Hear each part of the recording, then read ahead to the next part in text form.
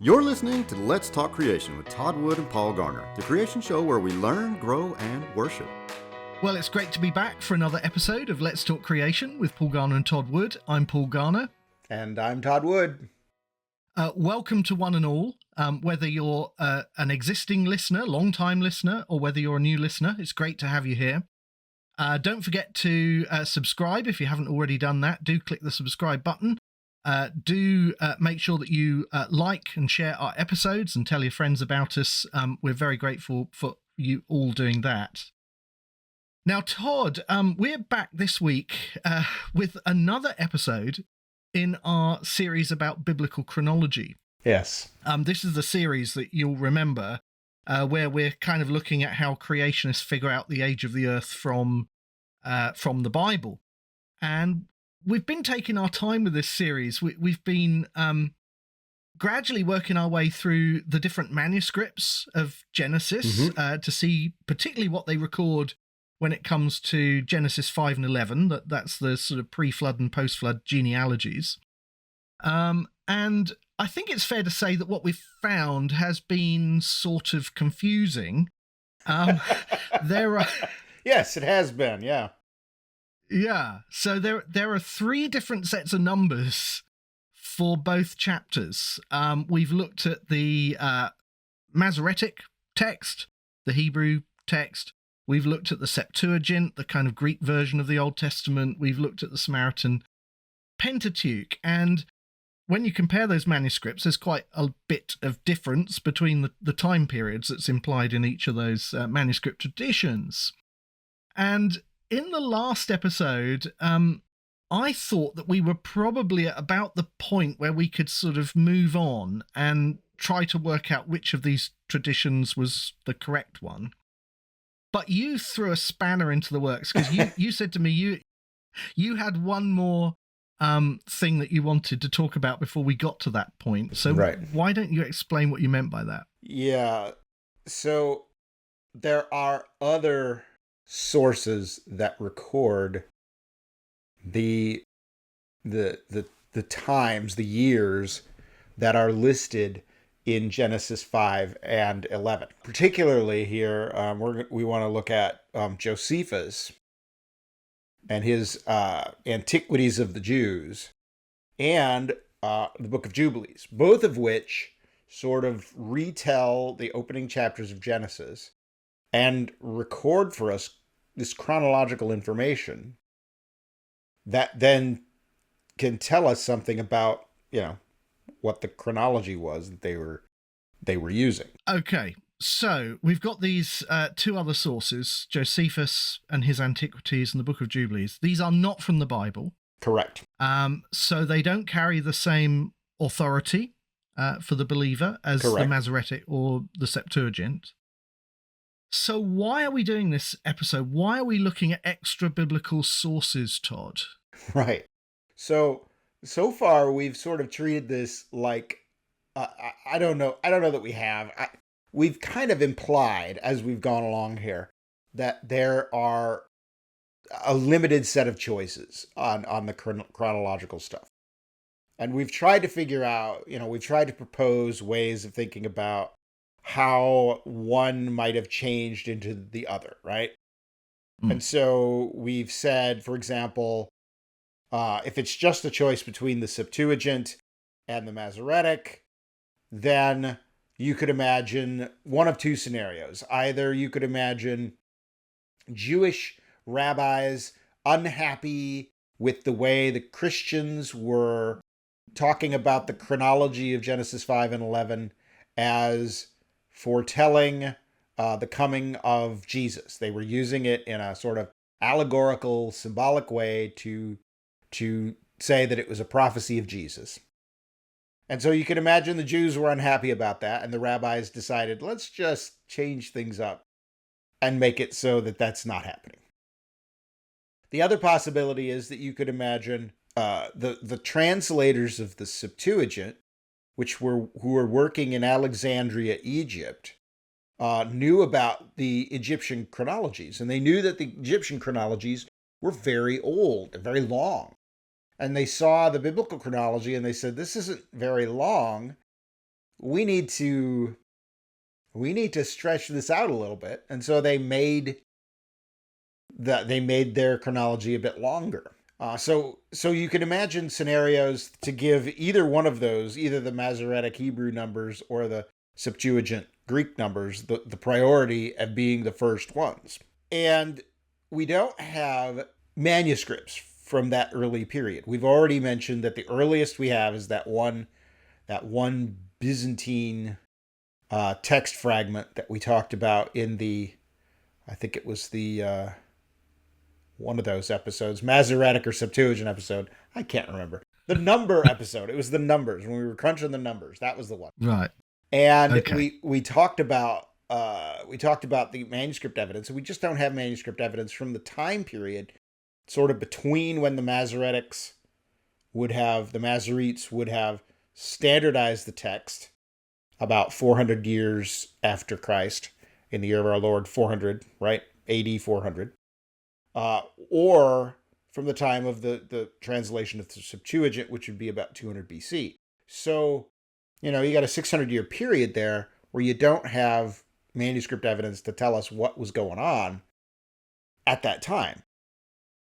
But what if there were other sources, right?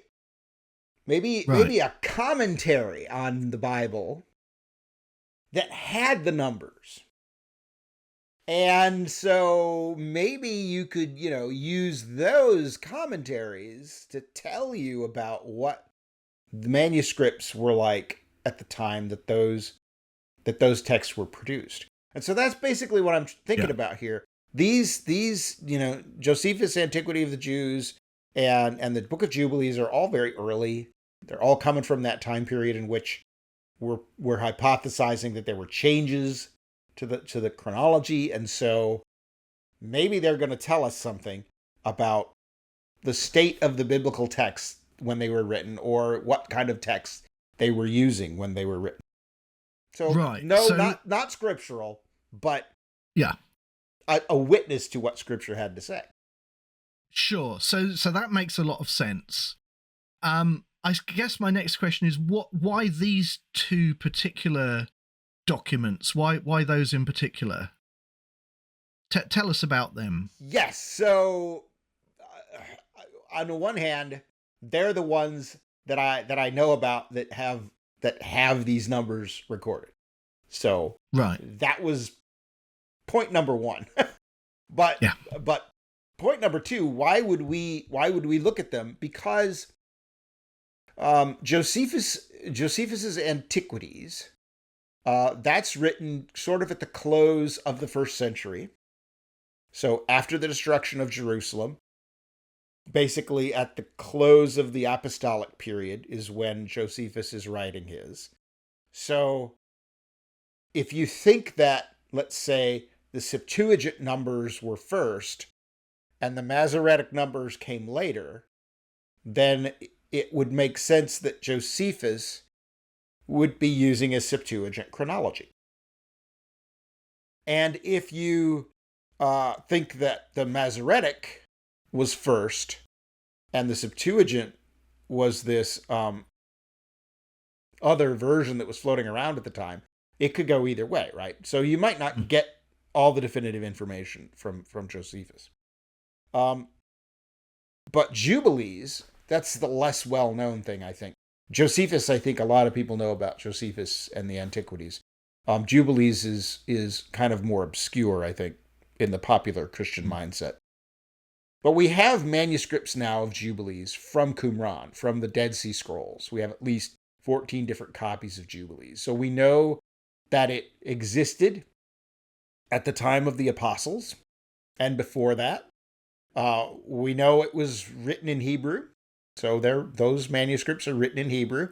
So presumably Jubilees was using some sort of Hebrew, if you will, a Hebrew original copy of Genesis in order to retell what it tells. And Jubilees is basically this, it's kind of a retelling of Genesis and the opening of Exodus. But gives it embellishes it. It's like a historical fiction kind of thing. It embellishes it, but it gives a chronology. So it's just the right period we would need in order to be able to say something about the kinds of manuscripts that these texts were using, and whether they're using, if they're both using Masoretic, then we could probably say, okay, well, the Masoretic is clearly before the Masoretes decided to define the chronology. And if they're using the Septuagint, then if they're both using the Septuagint, maybe we would say, well, maybe the Masoretic change makes sense then. So that's kind of what I'm thinking here. So I've got a horrible premonition at this point that things are going to actually get more complicated rather than simpler, but we'll come on to that.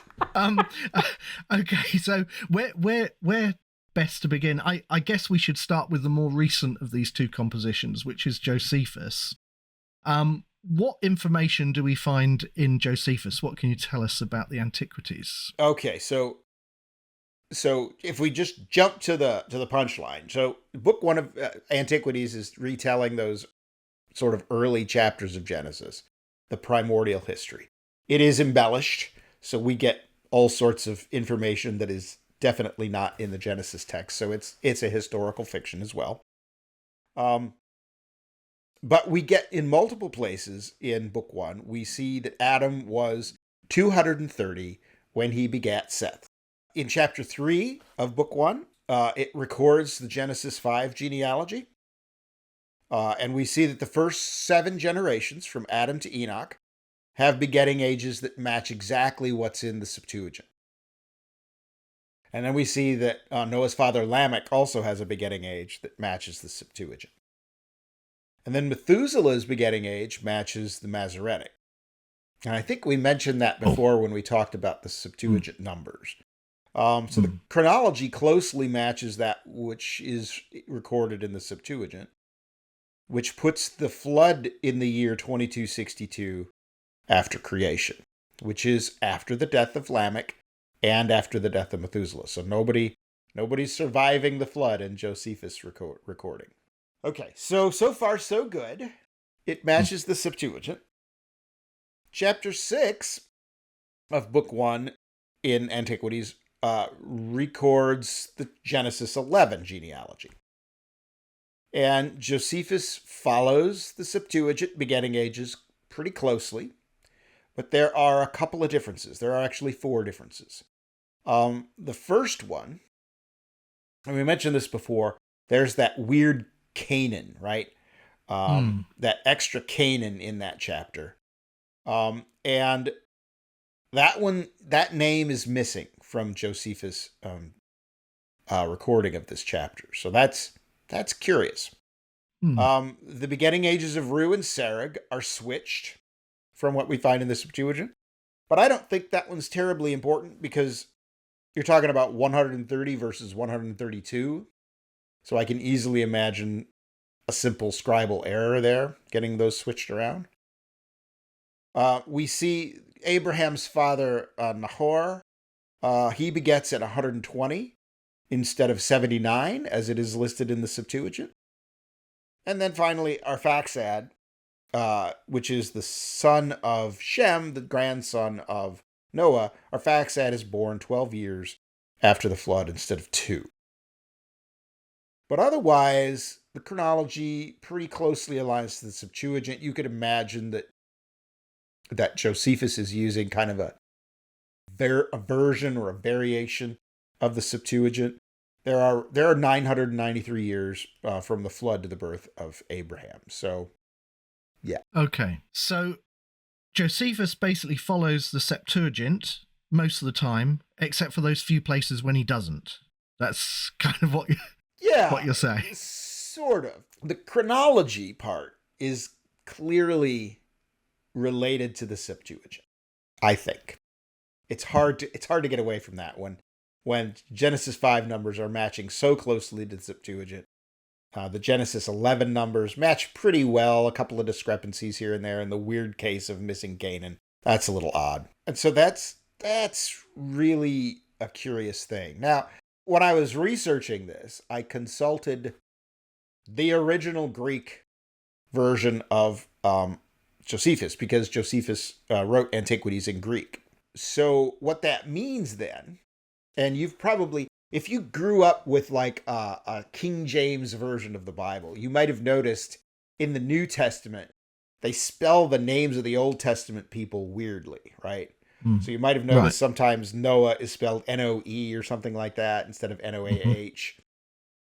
That's because in the Greek spelling of the names is it's following, trying to spell out the names as they would transliterating from the Hebrew. And so the Greek spelling, when you transliterate that into English, you get these funny spellings that don't match. I think most modern Bibles just make them all match and be the same. So when you read Josephus in the Greek, you see that these names are there and that they are transliterations from the Hebrew.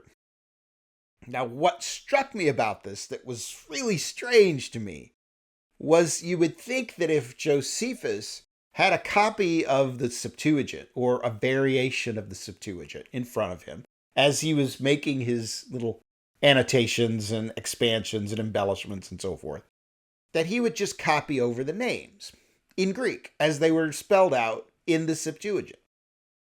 But that's not what happens.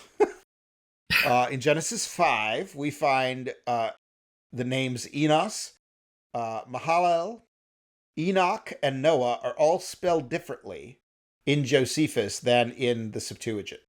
And then in Genesis 11, Shelah, Ru, and Terah are all spelled differently.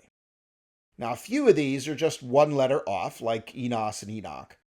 But Ru, Terah, and Noah are really differently spelled. Quite different. So I can imagine, a typo. A little boo-boo slips in and you spell, you get one letter off on the name Enoch. That I can imagine that. But when there's so many differences, and some of the names are just completely differently spelled, I don't really think scribal error is a legitimate explanation. So it seems like either Josephus is using something that is not the Septuagint, but follows the Septuagint in Greek, or he's using something that's actually Hebrew, and he's transliterating the names on the fly into Greek as he goes, his own spellings. Okay, so yes, I'm trying to make sense of this. So you're suggesting that Josephus used some fourth text variation that is not the Masoretic, that is not the Septuagint, that is not the Samaritan Pentateuch. Is that kind of what you're suggesting here? Yeah, it's aligned, I think, somewhat closely with the Septuagint, but it's not obviously the Septuagint. There's enough of these weird bits. That missing Canaan especially. Why would Josephus just eliminate Canaan if he didn't have any reason to do so? Why are the dates different on just random names? Why are the begetting ages different on random names? And why are the names transliterated differently? Why not just copy what's in the Septuagint? So at the very least, he's using a version, maybe it's a variation of the Septuagint, that has all those differences in the original text. Or maybe he's transliterating those names from Hebrew, so he's using a Hebrew text that follows the Septuagint. There's a third possibility, and this goes back to textual criticism of Josephus. How old are the texts of Josephus? They're not that old.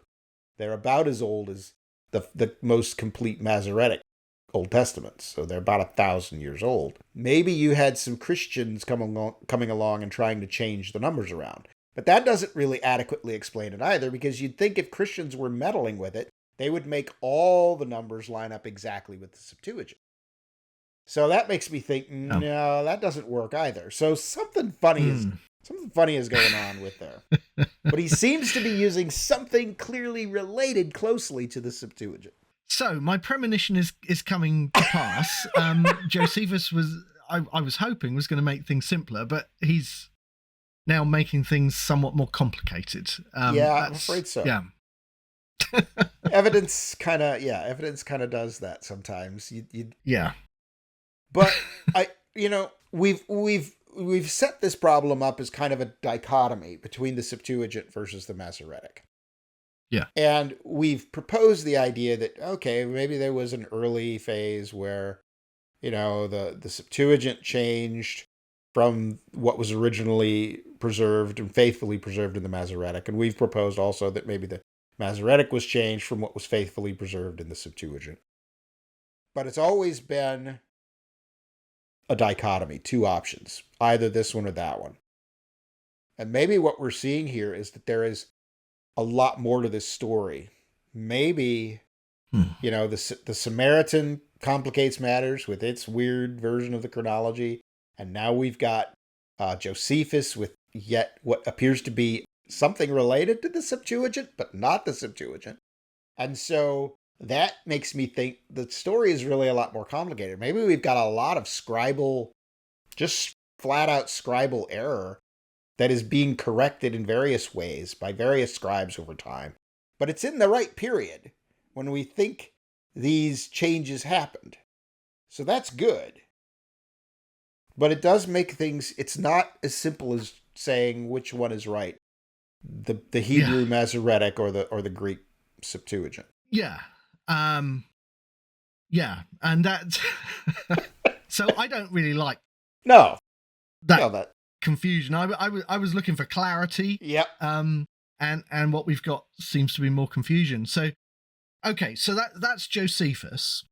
So let's come on to Jubilees then. What about Jubilees? Does that clarify anything? First of all, maybe we should start with, you've already mentioned at the beginning what the Book of Jubilees is, but tell us a bit more about the Book of Jubilees. Let's just set the scene. So Jubilees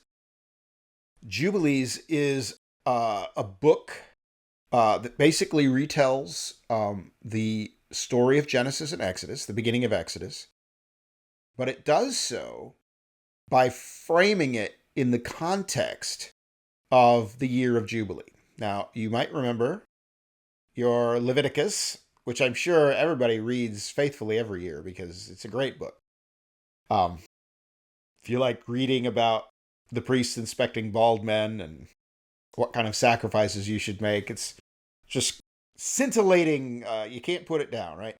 But in Leviticus 25, there's these chronological, these commemorative celebrations that the Jews are supposed to keep, the Israelites are supposed to keep. One of them is the sabbatical year.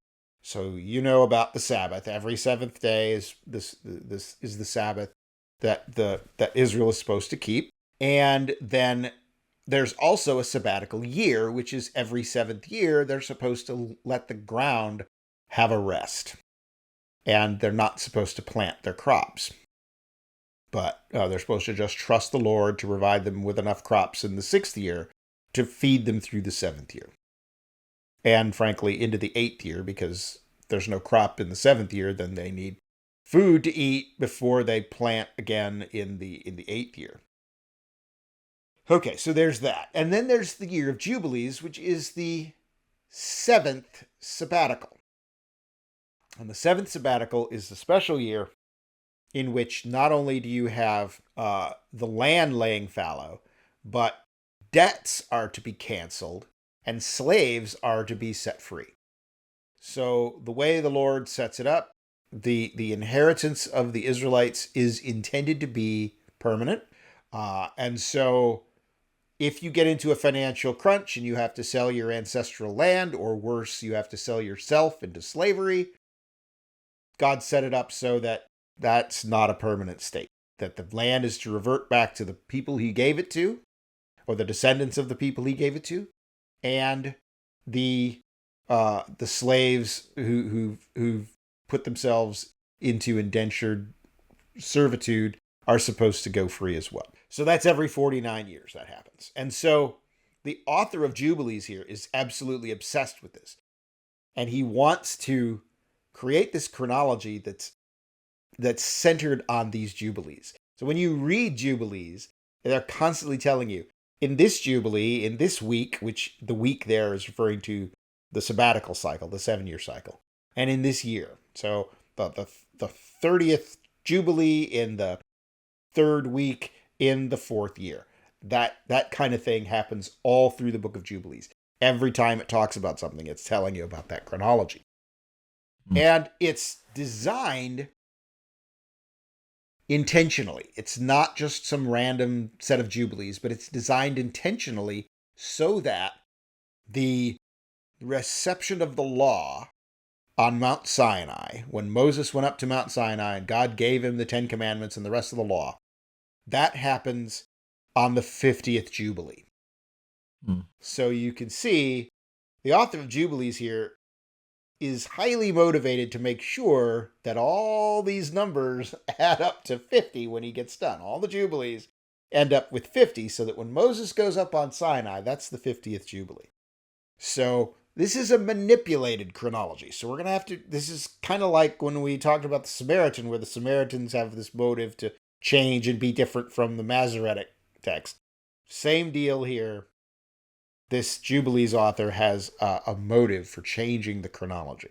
Okay, so you said manipulated. Yeah.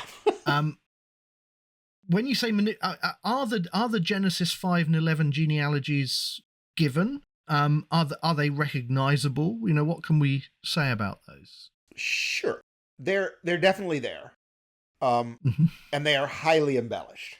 They are super embellished. So I'm going to read a section of Jubilees here so that you can get a sense of what this is like. So I'm reading from VanderKam's 2018 translation. He wrote this 2-volume commentary on Jubilees that I used for this show, and it's like more than 1,000 pages. It's massive. So he is the guy when it comes to Jubilees. So he's got this translation. As I read here, understand that this Jubilees is being dictated by an angel. That's part of the story of Jubilees, or at least it's allegedly being dictated by an angel. So this is Jubilees 4, which describes the birth of Seth. So this is just after the murder of Abel. Adam and his wife spent 4 weeks of years mourning for Abel.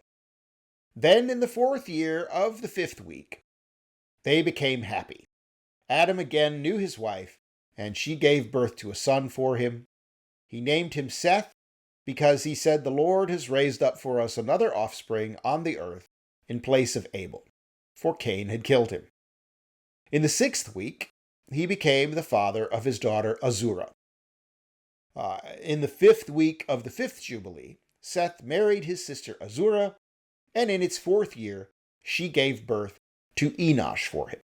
So that gives you a sense of what Jubilees is like. And it goes on like that.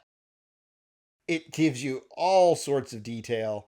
If you remember back to our giant cannibal babies episode, we have stuff of that in here as well. We've got stories of the Nephilim and things like that match what you saw in First Enoch, or resemble what you saw in First Enoch, that book. So if you haven't seen our giant cannibal babies episode, you probably don't know what I'm talking about. But if you have seen it, yeah, it's that stuff again. So there's a lot of detail, a lot of extraneous detail, a lot of stuff that's not in the text. But you saw there as I went through, he's talking, the 5th week of the 5th Jubilee.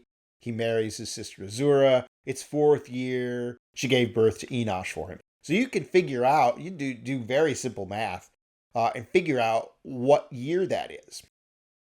So the 5th week of the 5th Jubilee, that works out to be, 228, which is 98. Seth was 98. Now the Masoretic gives his begetting age as 105, and the Septuagint gives it as 205.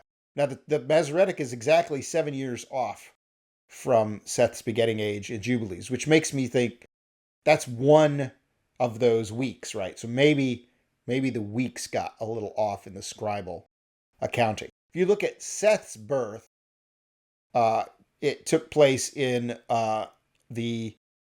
Seth was born in the 4th year of the 5th week of the 3rd Jubilee, which works out to 130 years, which is exactly what the Masoretic has for Adam. And if you follow along for the rest of the generations, we see, for example, Seth begat Enosh in 435 rather than 235. which would have been the Septuagint number, 435. 235 would have been the Masoretic number. So the Book of Jubilees then clearly is siding with the Masoretic. So there are ages that are recognizable. And even though there's all this weird embellishment and manipulation, you can see those numbers they seem to follow the Masoretic scheme. Yeah. Okay. So that's a glimmer of good news then. So the begetting ages then support the Masoretic. Not so you're fast. About to. I'm gonna drop another bomb on you. Sorry. Yeah, there's going to be a caveat. I know. Yeah. There's always complication, right? So going back to Genesis 5 here. Okay, so Genesis 5 continues in Jubilees 4. Jubilees 4:28 is the critical verse here. That tells us that Noah was born during the 3rd week of the 15th Jubilee, which corresponds to between 701 and 707 after creation. Now, the Masoretic puts Noah's birth in the year 1056 after creation. And the Septuagint gives it as 1642 years after creation. So that's another chronology. Not exactly, because it actually matches the Samaritan chronology. The Samaritan Pentateuch puts Noah's birth at exactly 707 years after creation. Oh, right. So, in fact, the begetting ages in Jubilees 4, which are given, following Genesis 5, match almost exactly what the Samaritan reports. So, all manuscript traditions definitely put the year of the flood in Noah's 600th year. So that makes it 1307 in the Samaritan, which would be the 27th Jubilee, 5th week, 5th year. I'm sure you figured that out right away, Paul. Of course. Math is easy, right? Yeah, 27th Jubilee, 5th week, 5th year. Now, the onset of the flood in Jubilees has a scribal error. It actually says, for some reason, the 2nd Jubilee, which we know that can't possibly be right. So we know that's a scribal error. But the end of the flood, that date is recorded in Jubilee 618 as 26 Jubilees plus 5 weeks, which is the end of the 5th week of the 27th Jubilee. So for the Genesis 5 chronology, Jubilees definitely matches what's given in the Samaritan Pentateuch. Okay. So that's interesting. So what do you think happened here? Do you think that the Samaritans copied from Jubilees, or do you think that the author of Jubilees copied from some kind of early Samaritan type text? What happened here? I think that's really hard to say for these early chapters, but there's another wrinkle I have to throw in here. Because of course this can't be simple, right? This is what we're learning here. Nothing is easy. So Genesis 11, right? The Samaritan puts the birth of Terah's sons in about 2850 after creation, which should be the 1st year of the 2nd week of the 59th Jubilee. Now, what did we say already about the giving of the law on Mount Sinai in the Book of Jubilees? Well, we said that's the 50th Jubilee. So something ain't right here, right? Something went wrong. We know, for example, the Samaritan Pentateuch gives an extended post-flood chronology, much like what is in the Septuagint. So there's an extra millennium in there that is not present in the Masoretic. So, something's funny here. So if the flood ended in 1309 and the Jubilees 11, 14 through 15 gives the birth of Abram as the 7th year of the 2nd week of the 39th Jubilee, then that's a period of 567 years between the flood and the birth of Abram. Now, the Masoretic has the same period as 292 years, so it doesn't match the Masoretic. The Septuagint is 1070, 1,070, so it doesn't match the Septuagint. The Samaritan, of course, doesn't match that, 940 years. So none of them match Jubilees. And that's true for every generation you look at. Jubilees begetting ages from Genesis 11 are all, they're very close to about 63 years. I actually averaged them to come up with that, so it's not a random number. That's the average. It's 63 years. And it's a very tight distribution, very short, very little variation from that. So they don't match anything from any of the other manuscript tradition except for Terah.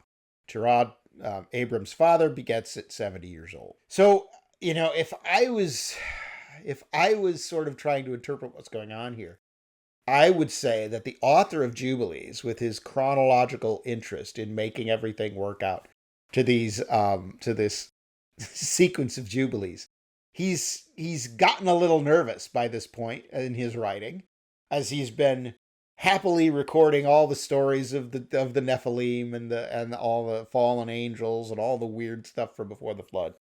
And he's gotten to this point and he's thinking, I got to get that giving of the law in the 50th Jubilee. I better shorten things up a lot.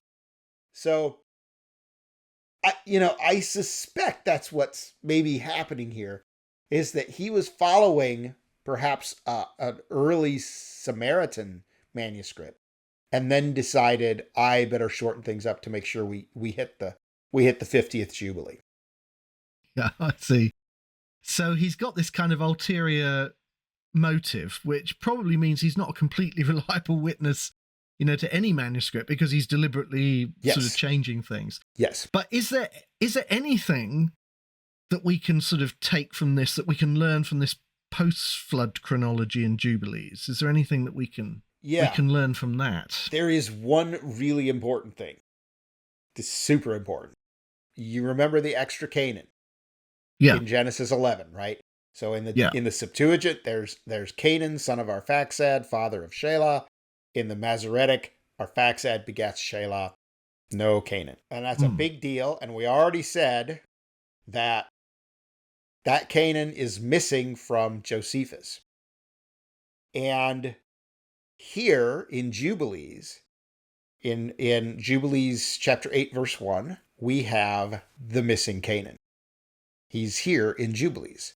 So I think that's kind of huge, because we know from the Dead Sea Scrolls that we have manuscripts of Jubilees that go back to at least 100 BC.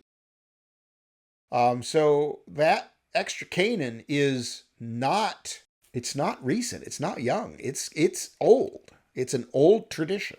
So that's one thing that we definitely learn from that. And we've said already that the Samaritan and the Septuagint are kind of related, because the begetting ages in Genesis 5, are off by exactly a century every generation, except for the 9th generation, which is off by 135 years, trying to get him to die before the flood, presumably.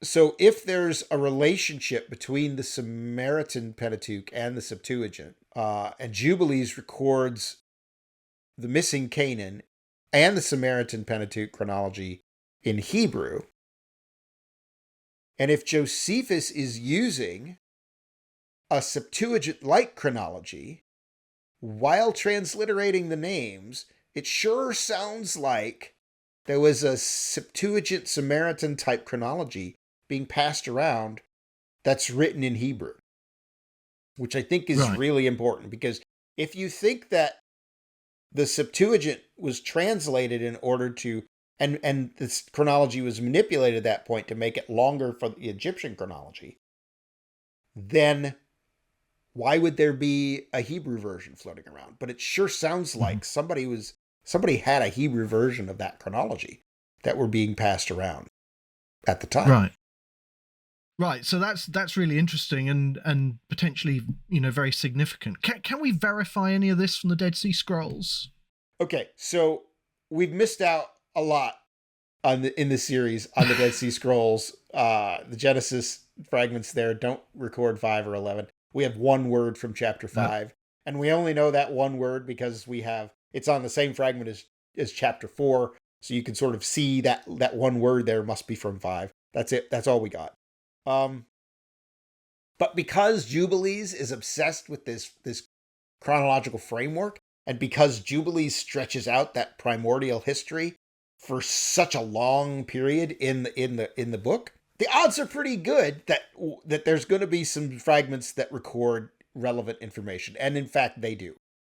From Cave 11 at Qumran, preserves passages from chapter 4 of Jubilees, and that gives us some of what's from chapter 5. So these fragments confirm that Adam begat Seth at 130 years old.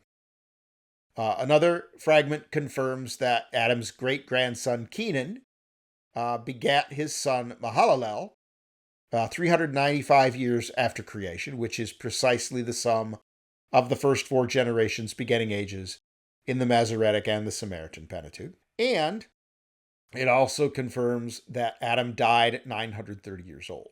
And these fragments from Cave 11 are from the first half of the 1st century, which is the time of the apostles. So these are, as far as I can tell, the unparalleled, oldest, earliest witnesses to the dates listed in the Masoretic and the Samaritan. So that by itself is pretty important.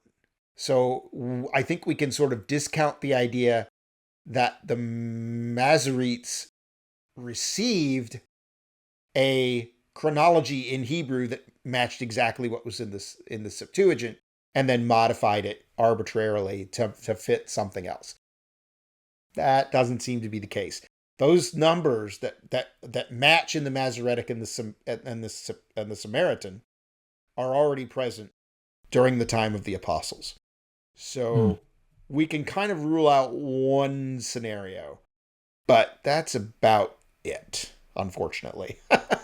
So, as I suspected, things have become even more complicated with this episode. But I think we've learned some things. So try to sum up. What are some of the key things you'd say we can sort of take away from this? So let's see if we can boil this down to something simpler. We have in Josephus a chronology that kind of matches the Septuagint, but differs in ways that are kind of really important. So it doesn't have that odd extra Canaan in the post-flood period, and the names are transliterated differently than what we find in the Septuagint. So that suggests to me that he's not actually using the Septuagint. He is either using a Greek version that is related to the Septuagint, but not the Septuagint, that has transliterated the names all independently, or he's using a Hebrew version of the text that he is transliterating names from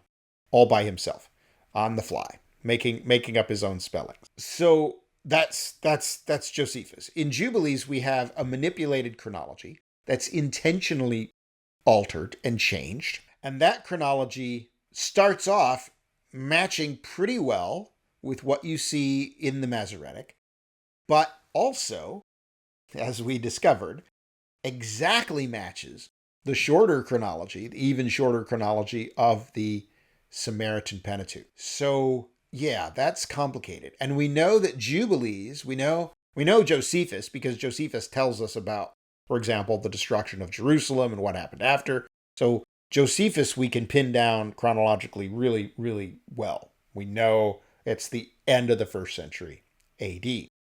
Jubilees is a little different. We don't have a date on Jubilees, but we know that it must be at least 100 BC because that's the earliest manuscript evidence we have from the Dead Sea Scrolls. So, so let's see if we can make sense of that then.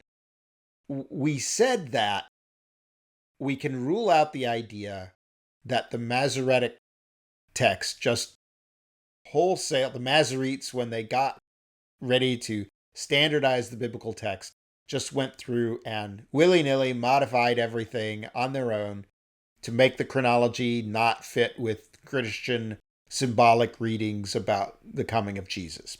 We can rule that out. If the Masoretes standardized the text in favor of a chronology, it was a chronology that was already out there being used. Versions of the chronology were already out there.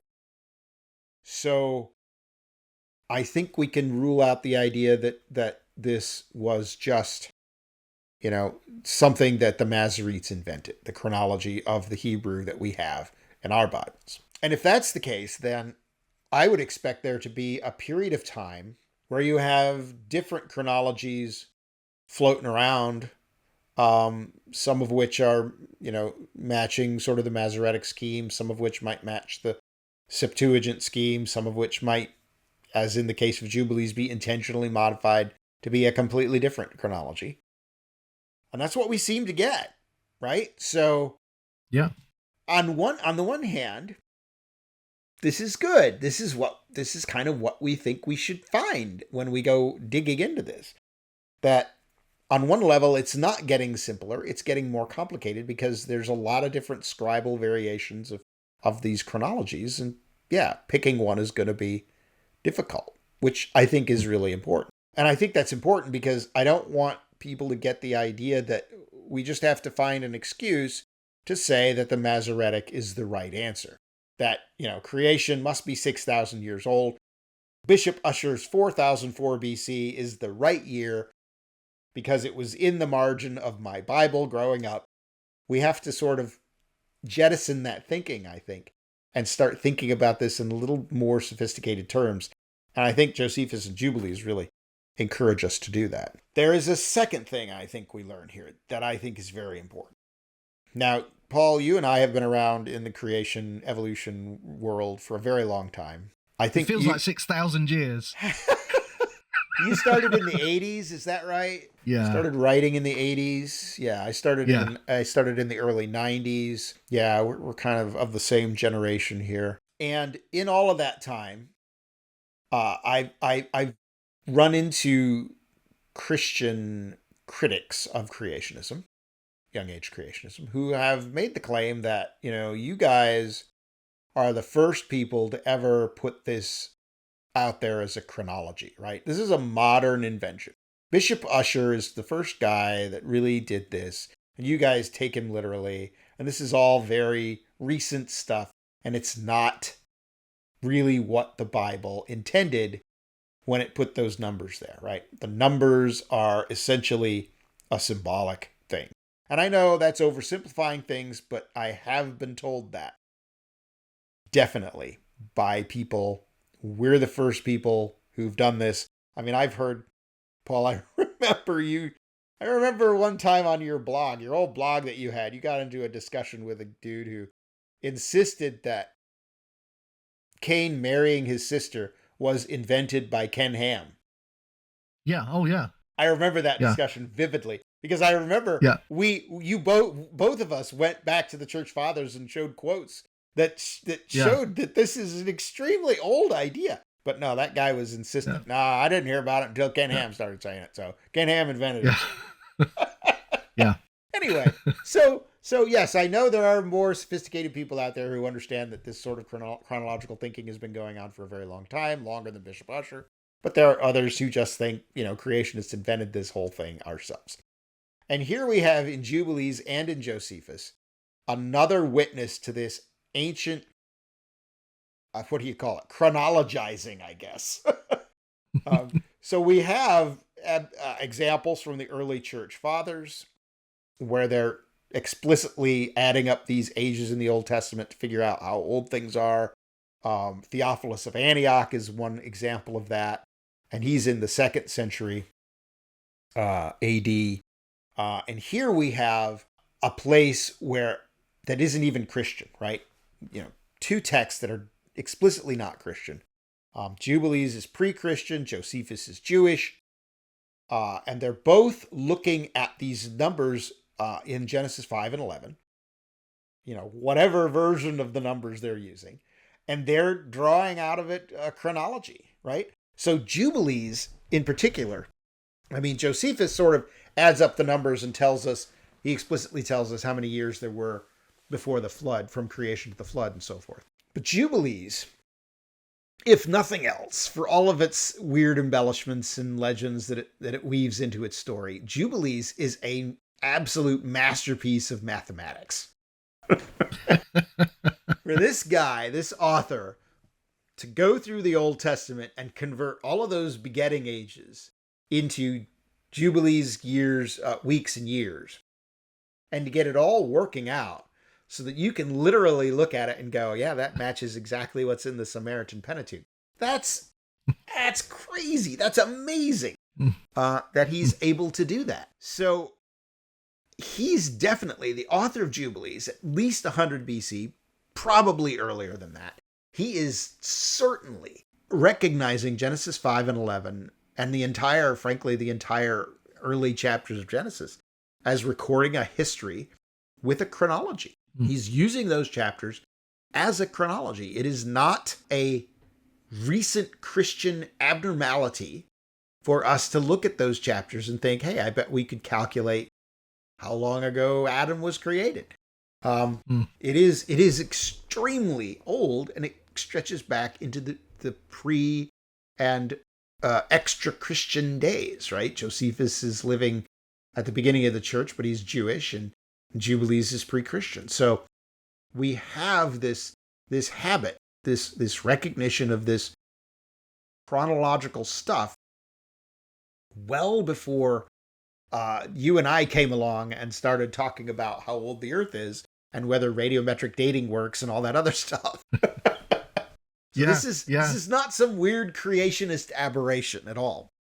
And I might add one other thing here. I think we got a little time here because I think this is really cool as well. Modern critical scholarship has often put forward the idea that the text of the Old Testament was constantly edited and manipulated and changed over time. And certainly as we've looked into this issue of the chronology of Genesis 5 and 11, we're sort of seeing that sort of thing happening. But at the same time, when you think about what's going on in the book of Jubilees, the author of Jubilees, which is at least 100 BC, it's well before 100 BC because Qumran has copies of it at 100 BC. So it's got to be before that, 200, 300 BC, something like that. That author had a copy of Genesis that was essentially complete and intact the way we have it now, in order for him to embellish it. He also had something, at least a big chunk of the book of Exodus as well. And he must have had something from Leviticus because he got the idea of using Jubilees from the book of Leviticus. So he's got 3 of the 5 books of the Pentateuch that are relatively intact. We can recognize where he got all this stuff from what we have now as the Pentateuch. You sort of know that from Qumran because we have texts of Leviticus and Exodus and Genesis from Qumran, and you can compare those texts to what we have now. But it's kind of reassuring to see there's another witness to the integrity of the Pentateuch well before the time of Jesus, so that the law, the Torah, received from Moses, basically how it works. And yes, there are these weird scribal manipulations of these numbers in Genesis 5 and 11. And no, we don't fully understand why this is happening. Is it just error? Are people having trouble doing math? Is it? I don't know. But the idea that somehow there was some sort of, late composition of the Pentateuch that was still highly in flux, by the time of the rise of Herod and the rebuilding of the second temple. No, there's pretty obvious evidence on multiple fronts that there was an intact Pentateuch that looks very much like our Pentateuch at that very early date. So I think that's another reason that I think Jubilees is really important. Even as I read it and I chuckle and think about, it names all the wives of the generations before the flood. It tells you exactly how they're related to the husbands. Some of them are eventually, it shifts from sister wives to nieces and cousins eventually. That's also really interesting. Yeah, I think. it is. That is really interesting. But at the same time, yes. I think, I don't know where this guy's getting this. Is this something reliable? Who knows? But beyond, when you sort of peel that away, Jubilees gives us some really important stuff.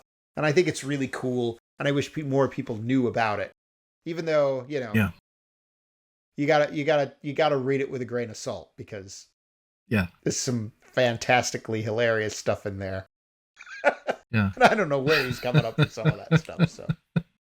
So that's Jubilees and Josephus, I think. Jubilees and Josephus. So that's been really fascinating, and I hope we haven't sort of lost our listeners in the weeds there. Yes, but I think that's been very useful, and of course they can always go back and sort of review this episode again to get the details. There is still more to say on this topic, but I think perhaps we may now be at the point where we've kind of surveyed the important manuscript evidence. And so we may then come on to other aspects of this chronology question in future episodes. Yes. But that is for future episodes. We need to kind of draw to a conclusion for today. So that's been really helpful. That's all for today. We will be back in a couple of weeks' time, and we hope we'll see you then. We don't know at this point what the next episode will be. We always say that, don't we? We do. We never know. We never know. Magical mystery tour, but we hope you can join us, and we'll see you in a couple of weeks.